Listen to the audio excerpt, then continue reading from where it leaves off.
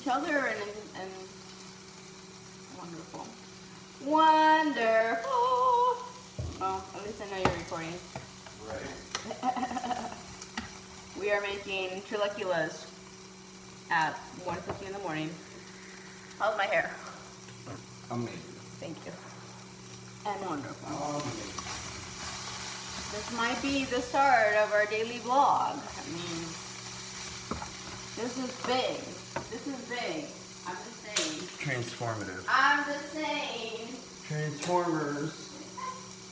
Transformers. Transformers.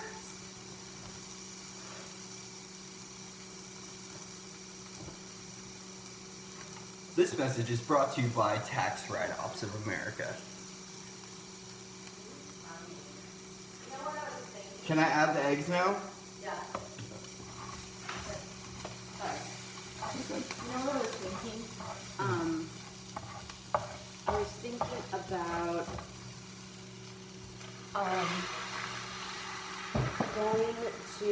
going and like, cause like eventually, like yeah, we're gonna need an editor. Like we're gonna need a video editor and all that glorious stuff.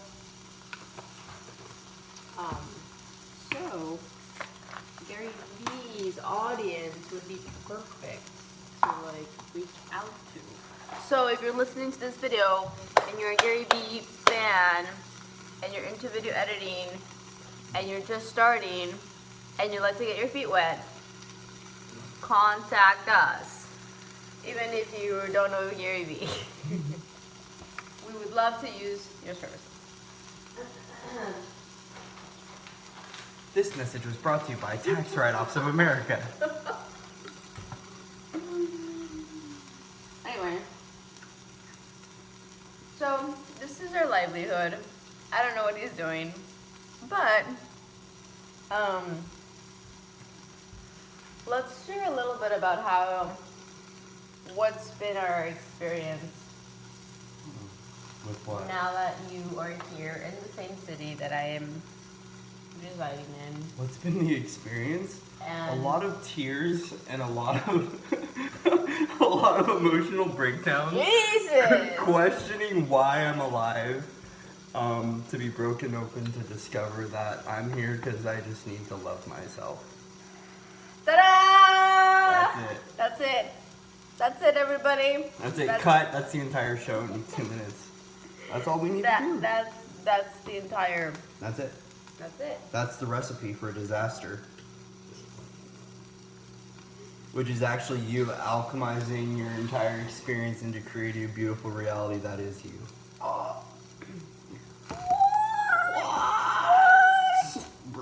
Breakdown, breakthrough.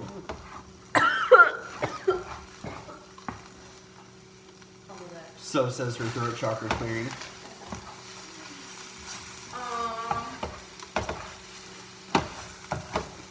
No, the entire experience has been very, humbling. It's taken adjustment. So for me, I didn't realize how much I was a quote-unquote feral dog. When it came down to being open to receiving love in any way, shape, or form. And so a lot of this has been just having to learn to let my guard down and be okay with being vulnerable. And as soon as I started to do that, that's when the crucifixion occurred. So essentially it's like, the battle only happens because I'm wielding my weapon and I'm fighting off inevitable transformation that needs to occur. I'm basically getting my ass whooped in the realm of becoming a butterfly. And I don't want to go in the cocoon, so the universe is going to keep beating me down until I'm completely broken, not in the cocoon, outside the cocoon, and they throw me in, shake me up a little bit, and then I come out a butterfly. That's been my experience. Mine's been more of a salud.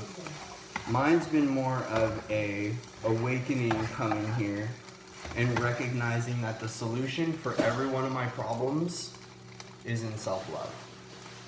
And so that's what I think has been the most pivotal point for me. It's not how am I marketing my business, even though I thought it was that. It's not I'm not doing enough. It's not that I'm doing anything wrong. I just needed to pick the frequency of love, and not external love, but self-love. And that's one thing I've been finding here through this beautiful woman showing me, reflecting back to me what my highest version of myself can be. And me choosing to see that reflection and go, how do I embody that? And it's by loving my inner child, which is my higher self come through. So that is that.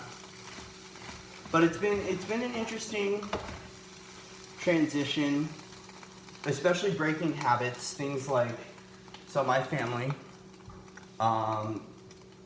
me personally, you know, I never really cooked a lot, even though I know how to cook and I love how to cook. Cooking has been the one transition coming out here that I love. But I won't cook when I've only cooked a few times when I'm by myself. I only cook when I'm motivated by a beautiful woman. And so that seems to be the only way you can get me to cook. And so when she's not here and she's at work, I imagine that she's here, and then I cook. And then I send her pictures of the food. I turn it into some weird little art piece, and since I don't like people that post food on Instagram, I don't post it on Instagram. I just post it for my own personal pleasure, and I send it to her because she always goes, "Oh, that looks so delicious," and then my ego jumps up like 5 points, and then I'm like, "Look, America, I did something with my life today," and I feel so satisfied. Do you want to put this here now, or do you want to put the thing? Put the buns. You can put the buns. The buns. The buns. You can put the buns. Put the buns. So this is actually my first time making chilaquiles. These beans, by the way, Look are like bomb. But they look like poop. They look like poop, but they're bomb. They look like okay? diarrhea. Don't judge a book by its cover or by the inside of the cover. Just don't. Just release all judgment Don't against judge. everything. You don't want to resonate at that frequency. Just don't judge it. Just love it because it's an aspect of you. Those 2 called beans are just you reflected back to you in all its smooth black bean glory. Sold at Walmart for $1.88 a can. No, you're not cheap. We love you. This is exactly what. So we're doing chilaquiles. If you'd like to know the recipe, we have cut up pieces of tortilla, Dorito cut. This is our Dorito cut. You're welcome. We have diced onion, we have diced jalapenos, and we have Diced tomatoes and diced habanero. and eggs, and we cook it all. Pretend to cook it all. Pretend to cook it all. It's just an illusion. Right. Okay. Some water in here a little bit. Just a little bit. So yeah, I definitely, as far as our experience together now, it's been really great. I mean, honestly, this is one thing. This is one of my characteristics, and I always have this characteristic. I've always been very optimistic. Mm-hmm. So when I say it's been amazing, it doesn't mean that it's been rainbows and sunshines all the time. Mm-hmm. It's been amazing because we have been able to grow so much more, by being in this environment together. Mm-hmm. And when I say growth, like if you're in the spiritual awakening community and you say growth, you're probably that statement is probably going to entail that you've gone through some rough shit. Because it's part of the growth.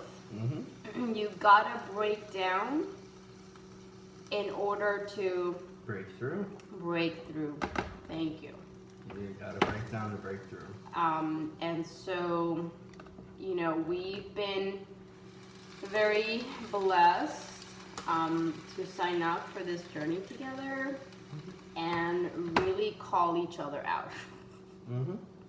Subconsciously, consciously, with love. I mean, it's been it's been an adventure, and it's been a journey, and it's beautiful, and it's amazing because we can honor that. Like, we can honor that part of the journey and say, you know, this is part of our growth, this is part of our spiritual development, this is part of our journey, ascension, you know, and not be like, we're not in 3D. The frequency, the overall frequency is, thank you, just pats would be nice.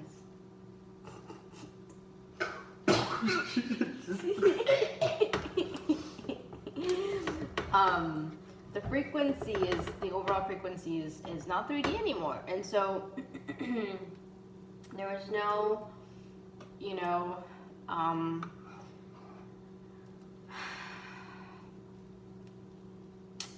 well, and mind you, what I was gonna say is, like, there's no yelling or fighting. There really never has been to begin with. You know, so that's been another blessing. But as far as, like, whenever we trigger each other and whenever it's like we are down, you know, completely broken and completely vulnerable, it's been, you know, what am I supposed to learn from this experience? What am I supposed to release? What programs am I still running? You know, what the hell is going on within? You know, thank you for triggering. Thank you for showing this to me. Thank you for bringing it up. Because essentially, and we've heard this before, if you want to accelerate, do what. Well, no, the kind of the punchline was, if you're in a relationship, that's going to accelerate your growth. That's going to accelerate your development. And because we, luckily, gratefully, we came in union conscious. It's allowed us to be much more open and much more allowing of all the stuff that we trigger each other. I'd say more aware than More conscious. aware. More aware than conscious, because everyone is conscious. It's just definitely more aware. And also willing to admit what the root emotion is, or what is lacking within oneself versus the projection. So if she triggers something within me, I get to look at, well, there's something unresolved in my field, there's something unresolved within me. What does it stem from? And it's always stemming from a lack pattern, a fear pattern, some sort of negative thing that's happened in my life that's still running and occurring. And so because of that, it doesn't lash out, but I can admit most of the time, like, hey, this triggered me because I'm scared. And when you do that, when you admit completely wholeheartedly how you're feeling in that moment without judgment, you break open. You start to become vulnerable, and at least in our relationship, we made it key to provide safety. And that safety is a warm, loving space where that person can unravel and grow. And so there have been moments, I know for me, that's why I said I came in as a feral dog, is because I still have my guard up a little bit. It's getting broken down more and more. But, you know, there's been a few times where I've landed here and I could feel I was getting coaxed here by the universe and by Samantha, and I'm like, why are they backing me into a corner? Well, they wanted to back me into a corner so I could relinquish all control over the negativity that was running in my life. And it was time to put down the weapons and to stop that program and to be open to change. And so that's where, luckily, we've had moments of being able to have lots of space away from one another. Because in that silence for me, in that reflection, is when I can be like, okay, this is what's going on. And then I get to really practice self-forgiveness, for why those patterns worked. Forgiveness and unconditional love for the people, places, and things that landed me with those traumas, those programs, so on and so forth. And then it gave me an opportunity to forgive myself for the moments that I did project that onto Samantha. And luckily, it hasn't gotten like it could have been. Let's just say that.